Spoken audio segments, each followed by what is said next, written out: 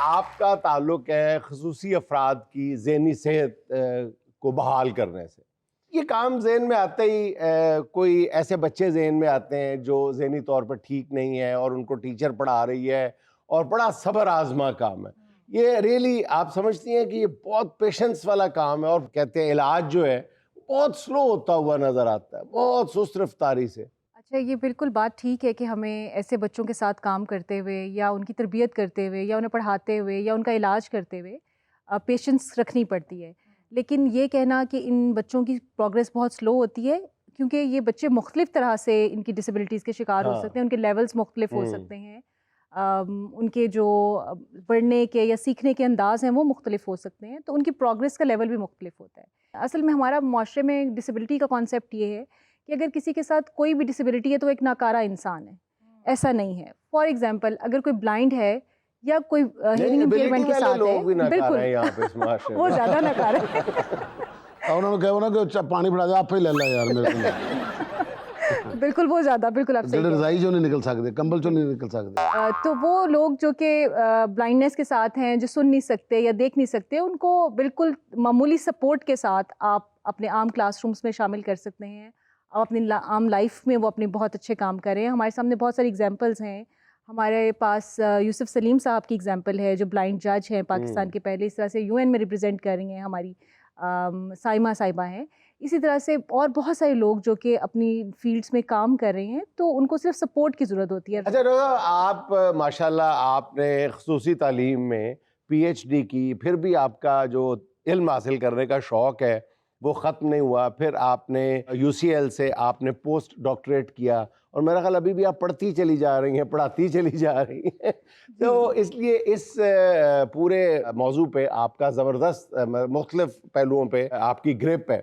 ये बताइएगा कि ये जो घरों में लोग अब तो दूसरे तीसरे घर में अजीब सूरत हाल पैदा हो चुकी है, मनशियात के आदी लोग, ये भी एक तरह से स्पेशल पर्सन ही बन चुके जी हैं ना? बिल्कुल बिल्कुल। और क्या उनको भी उसी तरह का रवैया दरकार है दीगर माशरे के लोगों से जैसा एक स्पेशल पर्सन को है? जब भी कोई पर्सन किसी डिफरेंट डोमेन में चल पड़ता है और उसको फिर लाइफ में वापस आने की ज़रूरत होती है, तो वहाँ पे उसकी कुछ स्पेशल नीड्स हैं जिसको हमें एड्रेस करने की ज़रूरत है। और सोसाइटी का रवैया, ऑफ कोर्स, हम में से असल में हमने सोसाइटी में कुछ स्टैंडर्ड सेट कर लिए हैं। हम कहते हैं जो हमारी इस लाइन के अंदर फिट आता है वो एक नॉर्मल इंसान है, और जो हमारे स्टैंडर्ड से थोड़ा सा ऊपर या नीचे है ना, वो बिल्कुल फारिग है, उसके पास शायद कोई एबिलिटी नहीं है, और उसको अब कोई हक हासिल नहीं है कि वो ज़िंदा रहे या एक आम इंसान की तरह ज़िंदगी गुजारे। तो उसके लिए भी आपको उतनी ही हमदर्दी का जज्बा रखना चाहिए और उनको मौका देना चाहिए। ऐसा नहीं है कि आप ये समझें कि अगर एक दफ़ा कोई इंसान किसी लत में लग गया तो दोबारा ज़िंदगी में शामिल नहीं हो सकता। अच्छा, लेकिन डॉक्टर साहब उनको वापस ज़िंदगी की नॉर्मल दौड़ में शामिल करने के लिए जो इलाज या जो मैकेनिज़्म हमारे पास मौजूद है वो एक ही है कि जी रिहैब सेंटर्स। अब हर बंदा जो है इस माशरे में माली तौर पे रिहैब सेंटर्स को तो अफोर्ड नहीं कर पाता, फिर वो क्या करे बेचारा? रिहैब सेंटर एक ऑप्शन है। रिहैब सेंटर तो सिर्फ आप तब जा सकते हैं ना, बिल्कुल मुमकिन ही नहीं है। नहीं, उसके बगैर भी मुमकिन है। बहुत क्या सारी और बताएं चीजें जरा हैं। हमारे कोई नाज़रीन? पुराने जमाने जिਵੇਂ घर च रस्सा पा के बंद देता था। नहीं ना, अब वो रस्सा बांधने वाली बात नहीं रही नहीं ना। है। जो एक्सपर्ट्स हैं वो मना करते हैं उसको कि फिर सख्ती भी ना करें। जुल्म में ले आते हैं। हाँ, देखिए, सबसे पहली चीज़ जो इसमें तब्दीली लेके आ सकती है वो अवेयरनेस होती है। अब सोशल मीडिया का ज़माना है, हर घर में जो है वो पैगाम पहुंच सकता है, और जैसे आप प्रोग्राम कर रहे हैं और इस तरह से और बहुत सारे प्लेटफॉर्म्स हैं जिनके थ्रू पेरेंट्स तक ये मैसेज जाता है, बल्कि उन लोगों तक खुद जाता है कि बार बार एक पैगाम दिया जाएगा ना, तो वो उनके दिल में कहीं शायद कोई थोड़ी सी आवाज़ पहुंचे, उनके दिमाग तक कुछ पहुंचे, तो इसको समझने की कोशिश करेंगे। रिहैबिलिटेशन का प्रोसेस, ऑफ कोर्स, अगर आप रिहैब सेंटर्स में जाते हैं तो वहाँ पे एक लिमिटेड टाइम पीरियड है। वो जब वापस आएगा उसी इन्वायरमेंट में आएगा, वही कुछ हो जाता है। अक्सर पेशेंट्स यही कंप्लेन करते हैं, फैमिलीज भी यही कंप्लेन करती हैं। तो आपको ओवरऑल अपने इन्वायरमेंट को, अपनी सोसाइटी को जो है उनके लिए अकोमोडेशंस का क्रिएट करनी पड़ेगी। अच्छा डॉक्टर साहब ये बताइएगा कि ये जो एंग्जाइटी और डिप्रेशन है, ये चंद साल पहले तक समझा जाता था कि ये अमीरों के चोंचले हैं, ये खामखा साइकोलॉजिस्ट और साइकेट्रिस्ट डराते हैं, ये दो लफ्ज़ बोल बोल के हमें, ना कोई एंग्जाइटी है ना डिप्रेशन है, बस जी ठीक है, थोड़ी देर के लिए परेशानी है, इधर कर लो उधर कर लो और ठीक हो जाओगे, ठीक हो जाओगे। लेकिन अब एक्सपर्ट्स और डॉक्टर्स हमें ये बताते हैं कि ये इंतहाई ख़तरनाक अमराज है, और इनको शुरू में अगर ना एड्रेस किया गया तो इंतहाई ख़तरनाक खौफनाक नताइज बरामद होंगे और होते हुए देखते हैं। अभी हमने देखा है कि लाहौर के एक ही दरसगाह में 2-3 ऊपर तले वाक़यात ऐसे पेश आए खुदकुशी के, तो वो ये एंग्जाइटी और डिप्रेशन है जो फिर नौजवानों को अल्टीमेटली ड्रग्स की तरफ भी ले जाते हैं। ये क्या मतलब, हमें तो कुछ समझ नहीं आ रहा, हम झटके से देसी से लोग हैं, हमें तो एंग्जाइटी और डिप्रेशन जैसे बातें जो है समझ नहीं आती। देखिए अभी आपने अपने सवाल में इसका जवाब दे दिया, आपने कहा हम देसी से लोग हैं, और आपने कहा कि 2-3 साल पहले या कुछ साल पहले तक हमें ये नहीं सुनने को मिलता था। ये जो हमने जब से अपना देसी लाइफस्टाइल चेंज किया है ना, और हमने वलायती बनने की कोशिश की है, और हमने मॉडर्न लाइफस्टाइल की तरफ चीज़ें लेके आए हैं, सेल्फ फैमिलीज़ हो गई हैं, आपके पास बात करने के लिए कोई नहीं है, सुनने और समझने के लिए कोई नहीं है, वालिदैन अपने रोज़गार के सिलसिले में बहुत मसरूफ़ हैं, बहन भाई कोई कहीं पे है, कोई कहीं पे है, और फिर सोशल मीडिया की दौड़ में आप एक दूसरे के साथ कंपेयर करते हैं, एक दूसरे को फॉलो करने की कोशिश करते हैं। इन सब चीज़ों में आपने अपने आप को बिल्कुल अलग कर दिया, आइसोलेटेड कर दिया, और ये आइसोलेशन जो है ये असल में आपको एंग्जाइटी और स्ट्रेस की तरफ लेके जा रही है। और जब आइसोलेशन बढ़ती जा रही है तो ये वाली जो ज़हनी बीमारियां हैं या साइकोलॉजिकल इश्यूज हैं ये भी बहुत ज़्यादा बढ़ रहे हैं। आपने बात की एजुकेशनल इंस्टीट्यूशन की, जहाँ पे हमें ये वाक़यात अभी रिसेंटली देखने को मिले हैं, ये वाकई में ये इसको अननोटिस हमें नहीं छोड़ना चाहिए, बहुत सीरियस है।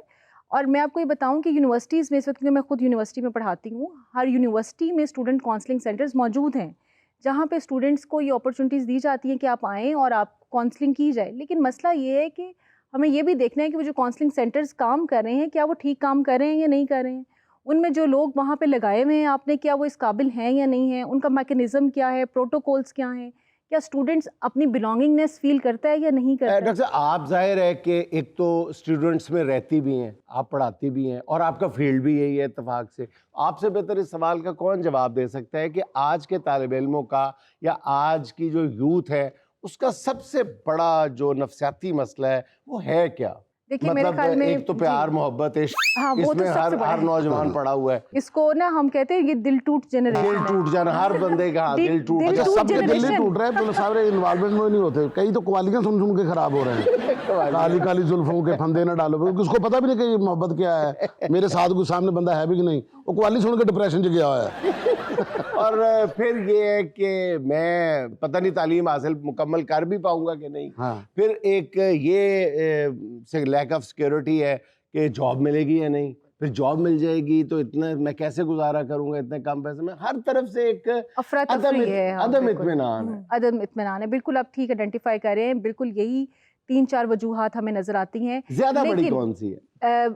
स्टूडेंट्स के अगर हवाले से देखें तो उसमें यही एक चीज़ नज़र आती है कि उन्हें लगता है, बॉयज़ में ख़ास तौर पे, अगर मेरे पास जो इस एज ब्रैकेट में आते हैं 20 से 25 साल तक की उम्र के जो लड़के आते हैं, उनका ज़्यादा मसला यही होता है। एक मसला कौन होता है सा? कि जॉब, दूसरा जॉब। मसला होता है कि दिल टूट गया है। अच्छा, लड़कों के टूटते हैं? नहीं, लड़कियों के भी टूटते हैं, लेकिन अच्छा, लड़कियां लड़कियों के भी बताती कम हैं। लड़कियां बताती बताती कम कम नहीं है। होती हैं।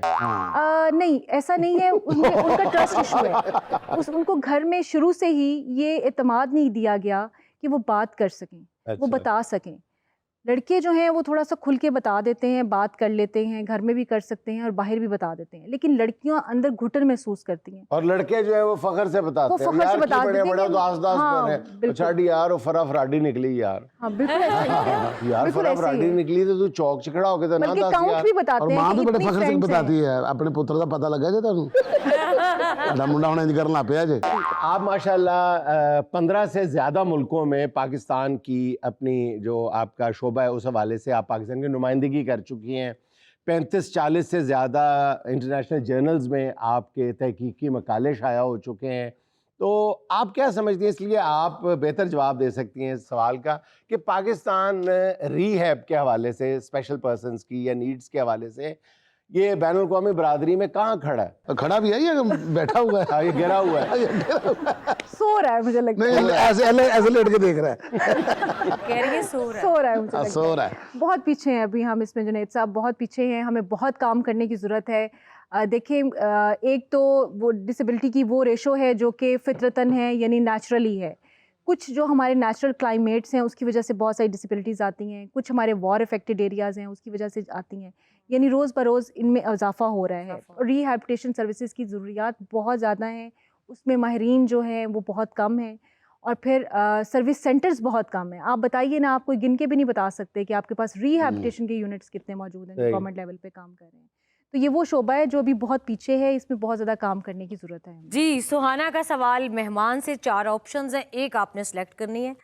सवाल ये है, खवातीन को कौन सी चीज से मना करेंगी? शौहर के मोबाइल की जासूसी, ऑप्शन नंबर 2 हमसाई से जलना, ऑप्शन नंबर 3 रात को छुपकर खाना, ऑप्शन नंबर 4 बिला जरूरत नया सूट लेना। हाय हाय, ऑप्शन सारे तगड़े हैं। डॉक्टर साहब, खुदा तगड़े के और लिए चौथी मैं कह चौथी रही वाली के साथ मैं आपको 5,000 रुपए इनाम मैं दूंगा, कमीशन दूंगा बाद में। बिल्कुल बिल्कुल, मैं चौथे वाली पे आ रही हूँ। मोबाइल चेक करने से भी मना करने की ऑप्शन है। आप ये देखो कि उन्होंने कहा मैं 5,000 इनाम दूंगा, इस बात पे मुतमईन हो जाए, इधर से 5 निकलेगा।